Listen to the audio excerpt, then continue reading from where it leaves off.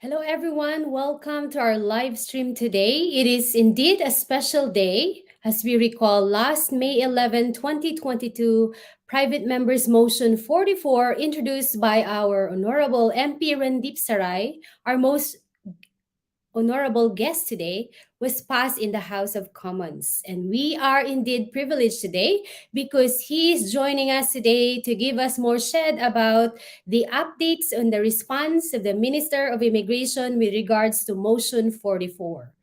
So, ladies and gentlemen, let me help me welcome our guest today, Honorable Randeep Sarai. Welcome to our live session, Randeep. How are you doing today?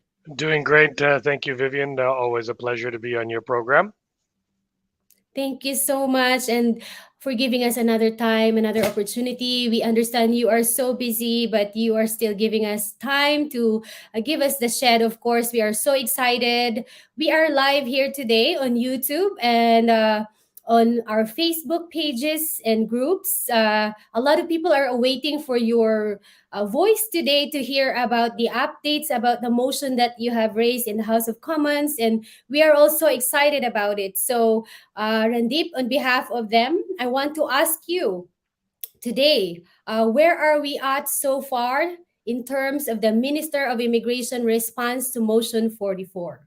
Sure. So in January, I proposed and tabled Motion 44. And as you just said earlier, May 11th, it was passed unanimously in the House, given support by all parties. And the minister had 120 days to respond to that. He did that on the very first day of Parliament resuming.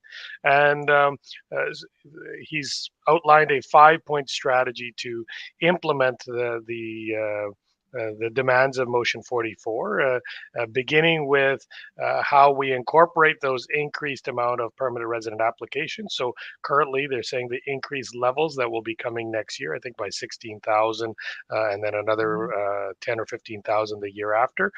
Those will be absorbed, but I'm lobbying along with a lot of others to increase those levels even greater, as Canada has a massive job shortage of over almost 1 million people, 975,000, I think, last I looked. So to increase those levels, that'll be the step one. That always was understood to be the first level, is the levels plans need to be adjusted to increase. Otherwise, we would be granting these categories permanent residence, but somebody else wouldn't make those spots, and we don't want that either. So that is expected in November 1st. The minister, after a cabinet decision is made, will read out the levels plans for 2023, 2024, and 2025. Hopefully, those will be very optimistic and very boisterous. That's what I'm expecting. The second pillar is to reform express entry to allow IRCC to invite based on economic goals. So this will new draws will be beginning in 2023, and those will hopefully invite more of the categories that are left behind. And pillar three is the revamping of the NOC codes, the National Occupational Classification Codes. 16 new occupations will be eligible for express entry. So that's a new bonus. So those have been improved. Also, there'll be pilot programs like the Caregivers Agri-Food Workers Program. These would be revised, and also just the necessary qualifications. I think there'll be a big review on which occupations actually require what level of language proficiency. Do you need English to that level that was expected before or not? Or if they've been working there for 2 to 3 to 4 years, is that suffice? So those will be some flexibilities given so that we can grant permanent residency to them. Also to programs that were very popular before, like the TR to PR program, to use programs like that to bring in a multitude of temporary foreign workers that otherwise would not have qualified. The fourth pillar is primarily for French immigration outside of Quebec, and to add a new municipal nominee program. And I think this will be very important for cities, as provinces have a provincial wide jurisdiction of seeing what's necessary. Sometimes cities have their own specific needs, and they'll be able to demand and request employees as fit for their requirements. And the last pillar is just increasing capacity, so that we have enough staff, we have enough IT resources, and technological improvements. A lot of the processing, the paper processing, and others were quite archaic, quite old. This will be a very modernized platform, more staffers to also man it, but also just better technology to improve it. Some things included in that will be you won't have to do a medical, for example, again if you've already been a temporary foreign worker in Canada. You don't have to repeat again when you're doing it for permanent residency. That'll smooth line and streamline and reduce costs as well as some efficiency into the system. When you're applying for permanent residency after your postgraduate work permit and it's taking longer, the renewal of your work permit would be automatic if your application is in. These are some of the things that are being designed to help ease that burden. The minister's also alluded that I think we'll have better temporary foreign worker family reunification plans. So temporary foreign worker comes, their spouse and their family should be able to come quickly as well. These are types of improvements that'll help, I think, gather more foreign workers that we need in this country, but also make their lives a little easier and have the ability for them to settle afterwards a lot easier. So that's the five pillar strategy. It's not a specific. So I know a lot of people are expecting a specific TR to PR. Those will start happening, I believe, after the levels plans have been confirmed in November. Optimistically, I'm hoping they'll be increased and increased substantially to absorb a larger number of temporary foreign workers for permanent residency. And after that, you'll see start seeing the rollout. I think every month or so, you will see new programs to incorporate to make sure that everyone is able to get permanent residency in Canada.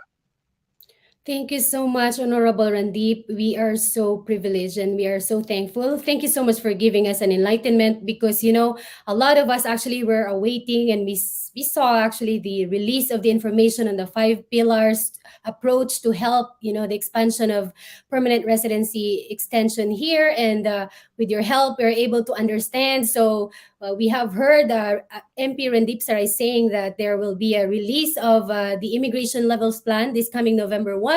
And we are so excited. At least you have laid out for us because that's something that is actually like causing a lot of confusions to a lot of people. A lot of people actually, MP Randeep Sarai is awaiting for the news when the program will be really opening.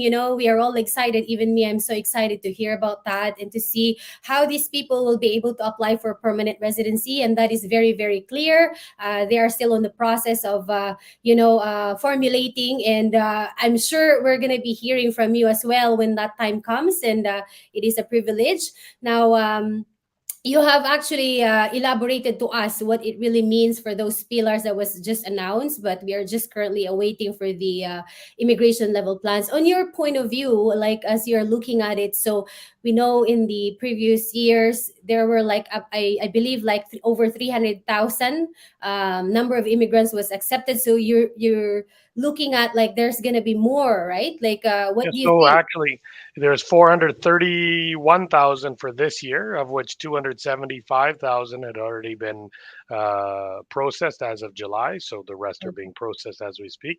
The next year's level plan is expected to, the current target for it is 447,000, so another 16,000, and the year after is 451,000. So it's these are already very big numbers. If you compare them Yes. from 2015, there were only 250,000, and usually the target was never met. These are huge, huge numbers, but we're actually expecting even larger numbers, just as baby boomers are retiring and the workforce needs a lot of people, and we have a low birth rate.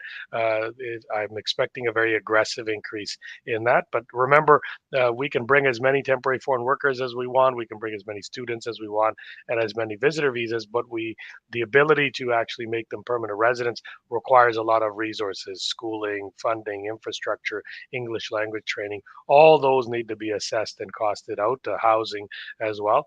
So therefore, those are bound by cabinet, and that number is a fixed number as opposed to the temporary foreign workers, students. There's no limit limit on the numbers as much as there's admissions here, they will grant them. So that's Mhm. the challenge. But I think that Canada has jumped up to the challenge really well and increased numbers, and Canadians have a big appetite to bring in more. I was just in St. John, New Brunswick, and every restaurant, every hotel that I went to had international foreign workers there. They had students working there, and it was a lot of excitement. The town was very happy. They said a lot of their workforce wouldn't have been there. They wouldn't be able to keep the restaurants open or the hotel open if it wasn't for them. So there's a big need for them, and they were from all over the world, from Eastern Europe, from Southeast Asia, from South Asia. They were from everywhere, and it was very assuring to see that the policy is working and the policy is working well. But we want to make sure they all get not just remain as temporary foreign workers, but also become full-fledged permanent residents and citizens of this country in due course. I also want to just let you know, I think there's a high expectation as we've been pushing and students have been advocating to increase the number of hours that students would be able to work. So I'm pretty optimistic that there'll be changes forthcoming in that, so that that'll also help with the workforce, but also help them pay for their schooling, pay for their cost of living. So we're working on that as well. And hopefully in the next few weeks or so, you'll see some positive news in that respect as well.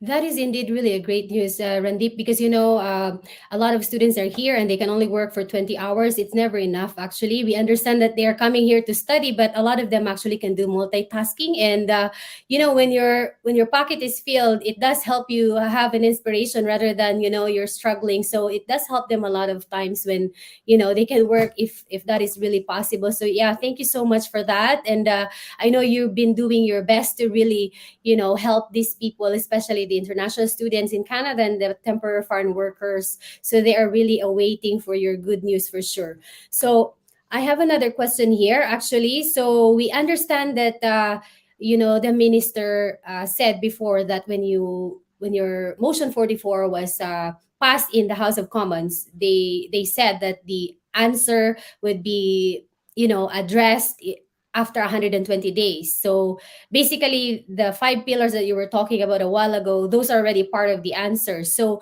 are we expecting more that will be coming like very soon, other than the announcement for the immigration levels plan that is coming on November 1st? Like are we expecting like maybe there will be an announcement that there will be a program just like in the previous year, like it's TR to PR that will be opening? What can you comment about that?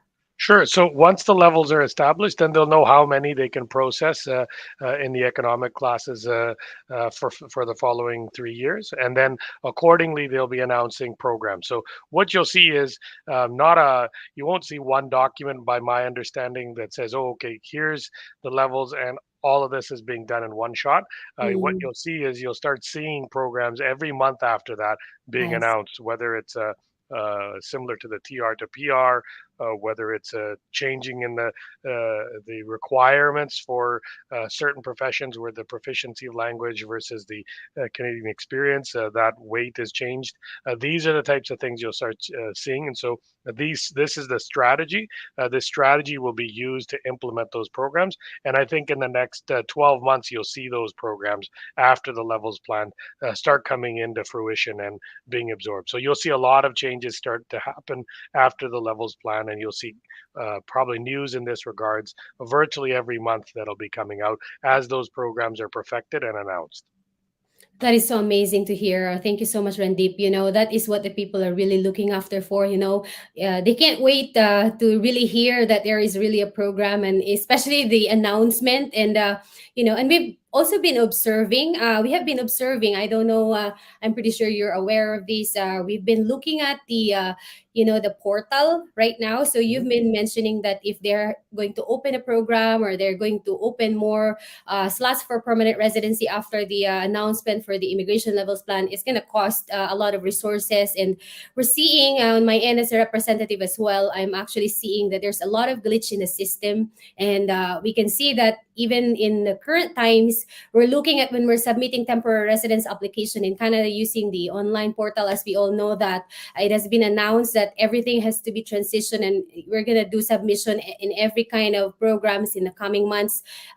You're gonna IRCC is gonna be using the online portal, and all in online, no more paper applications. So, are you seeing that it's gonna be a problem that, because right now we're already experiencing a glitch in the system, like we cannot even receive acknowledgement of receipt when we submit before when we submit the application of temporary residence application for people that wanted to immigrate to Canada or come to Canada. We can receive the acknowledgement of receipt right away, and as of this time, actually it takes two. We've been observing in my office, like it takes us 2 weeks to receive the acknowledgement of receipt. We don't have the biometric request before. We can receive it like right up front after we submit. So, do you think there will be also I know they are preparing, but are you seeing some issues like that? And could that actually possibly cause a delay in the announcement of the program because of that? Because we're going into online system?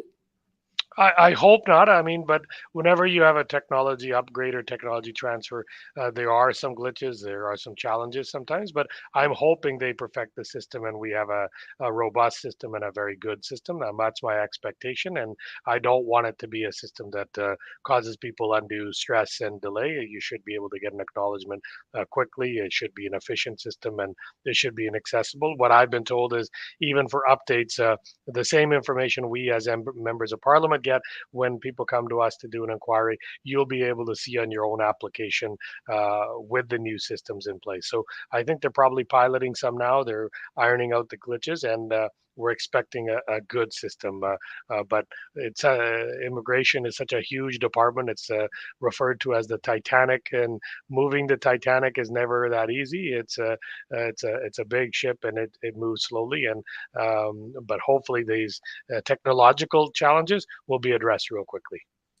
Thank you so much, Randeep. So you're really seeing that they're really backing up everything, right? Because we understand they're probably seeing this glitch and all of that. So you're seeing, and based on the funding and everything, you see that it's all secure. They have really looked into this. What is your opinion on that? Yeah, I think they're the security is always paramount. They're investing a lot in this new system, so they're obviously will have some glitches in the beginning, but they're hoping to iron them all out. As a in response to manpower as well, they've hired 1,260. They're hiring 1,260 more immigration officials to help process these files, help navigate them, and make the human decision at the end, but also to make sure that the systems run smoothly. So I think you'll see very good changes, and a lot of these glitches get ironed out. What we have to remember is we are also kind of a victim of our own success. We've increased immigration levels, we've increased the amount of workforce, which many Western or G7 countries have not been able to do. And Italy has a declining population. If you see now, they're aging, they're not very receptive to immigration, and therefore facing a lot of challenges. Canada is one of the few that is has a positive attitude towards immigration, has increased the levels of immigration, and the community and Canadians by large are very open to it and want it and are very positive towards it. So that's a great thing, but that also attracts a lot of people. We are now the most sought after country in the world for people wanting to move. It used to be, I think, behind Germany and Australia and some other countries, but we are now number one sought out, and that's because we have such a great immigration system and a great society that welcomes immigration. But with that comes challenges, like when you have 3 million applications in the pipeline of from TRVs to temporary foreign workers to permanent resident applications to citizenship applications, they are challenging. But I think we're trying to resolve a lot of those. There's also we're optimistic to get some changes in for example, when you become a citizen, I'm hoping that you be able to get your passport right at the time of citizenship, so you don't have to apply afterwards, because that's another challenge that happens. You wait for your citizenship, your old passport goes, and you got to get a new passport passport for Canada.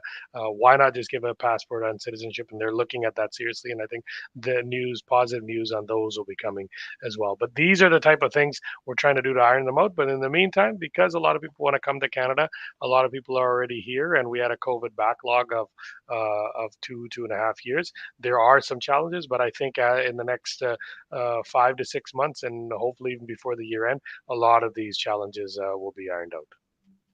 Thank you so much, Randeep. So yeah, I really see that as well. Like like what you're saying, that they are accepting a lot of those workers or international students, and you also see that they are going to be accepting more and more. So as the more they accept, the more people will be, like looking for permanent residency for sure. So but in that aspect, do you see that when the programs are going to be coming out so that these people will become permanent residents in Canada, do you see the impact to those people that are just coming here? Would it be like there's going to be a reduce of those people that are coming, even though you already mentioned that there will be an increase in the immigration level plans? Would it be affecting, because the processing, as you said, it involves a lot of resources and people doing the assessment, because even if it's online, there still should be somebody that will be doing that thing at the background. So do you think that they will be reducing, and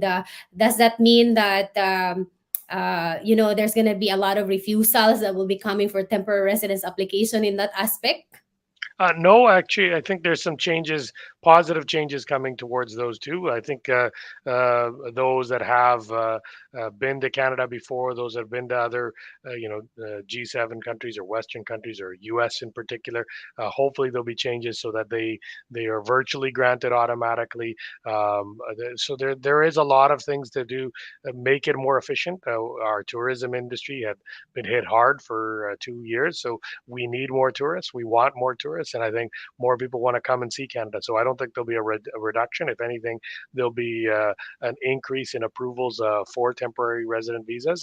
The only thing I would always advise, and you being on the front lines, helping people fill their applications, others, just be mindful. Don't get misguided and just apply for refugee status when you're here, when you know you're not clearly refugee, or HNC applications when the merits aren't there. Because what that does, then that signals a wrong signal to that visa processing office that there's, wherever there's more than 1% of the applicants claim refugee status, they automatically reduce the approval rate from that office, right from 80% down to 25%. And that's not healthy for all the legitimate applicants. So I always advise, make sure you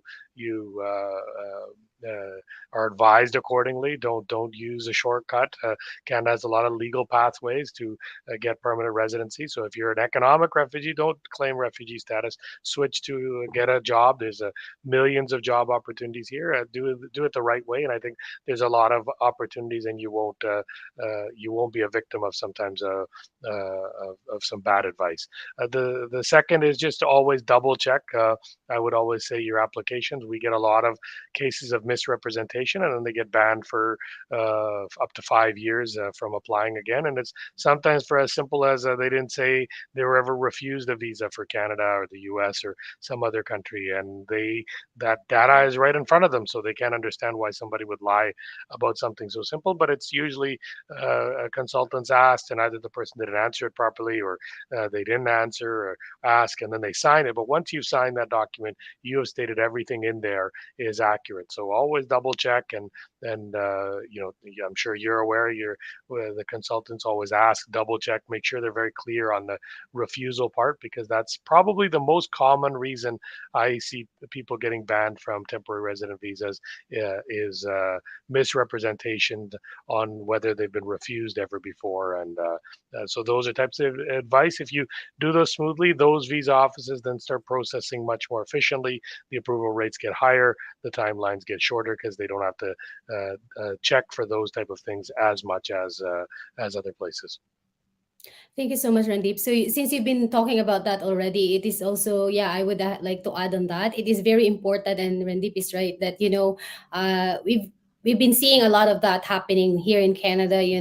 Wrong representative provide a wrong advice and tell the people that they can come to Canada through this pathway, even if it's not really, it's they're not eligible in that aspect. So I believe to the people who are watching us right now, it is very, very important that you have understood what you're applying for in Canada. And if you're going to hire a representative, you have to be hiring the right representative. If you're doing it yourself, you have understood what you're applying for, because that's the problem, right? And it's gonna cause a lot of if there's a lot of application and it's a wrong application, it's just gonna add a bulk to the work that they're doing, instead of they're doing the right thing. And if you want to make we want to be very efficient, so that's the best thing that we can do. But you know what, Randeep, it is still existing, and I think it's just the way it is. Like, it does happen and it does exist in millions to people that are applying here in Canada. So uh, I have a question on that, because, like me as an immigration consultant, we are regulated by the CICC. However, we can still see right now that there are still like unethical,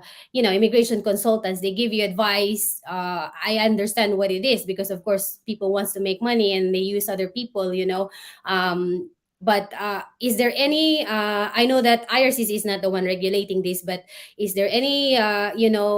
Part of the government plan that they will have to look into that, because it's true the CICC regulates the consultants, but it's still they're still able to do it, like at the Yeah, back I happening. think we overhauled the governing body, so CSCC is now able to go after shadow consultants, those that are not licensed or others.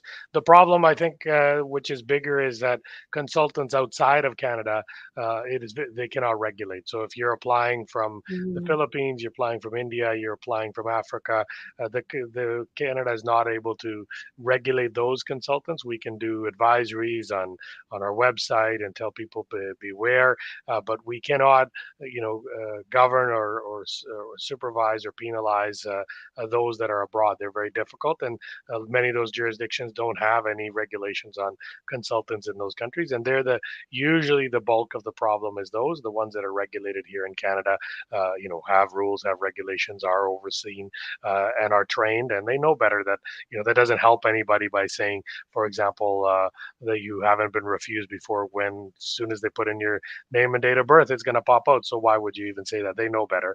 But others in different places are they just want to make the quick buck and don't advise, and those become the problem, I think.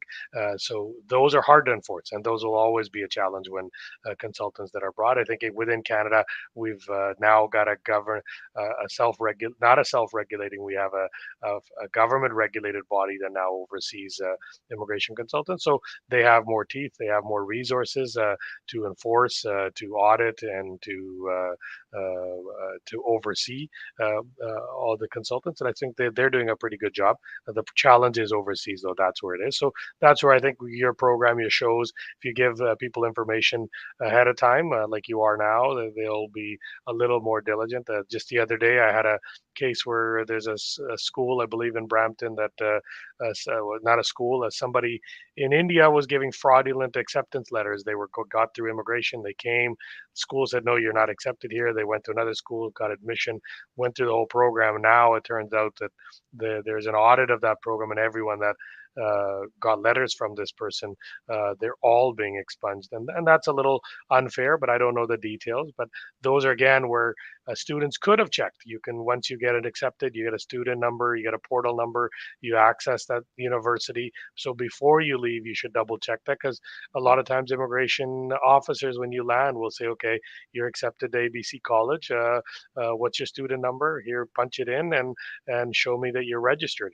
And if you're not, they'll send you back there. But others, like these, they paid the fees, they worked here for 3 years or went to school, or 2 to 3 years, and then now are being penalized for it. So buyer beware is the motto. Please check always before. Do your own due diligence. We all have internet. You can get all the resources from the government websites, from places like your website, to get the proper information and before you embark on this journey. Thank you so much, Randeep. That is a really very good advice to people that are actually, wanting to apply here in Canada. Unfortunately, to be honest, Randeep, even though those very educated people that are coming from overseas, there's most people that come here in Canada, they're very educated in their home country. But you know what? It's a fact that people, even though they are so educated because of wanting to come into this country, there is something in this country, they're willing to become vulnerable sometimes. And Mhm. you know how people that actually lies, it's easy for them to lie, and they have that most, like the words that they use are like sometimes really convincing, and it's so difficult for them. So it still would exist. Even I have seen a lot of people that are like really highly educated, but they are still vulnerable in a way that they've never been into this country, they don't really know, right? So Exactly. Yeah. there is No, a it's a different challenge. rules.